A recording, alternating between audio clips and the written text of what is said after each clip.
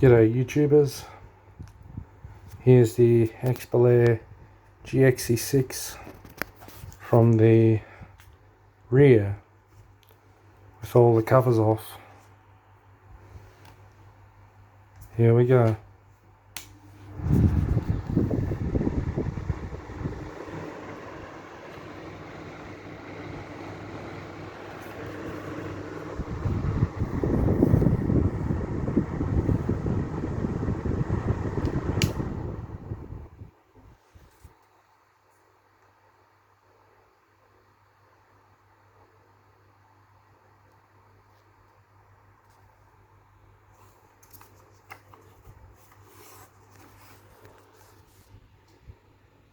Alright,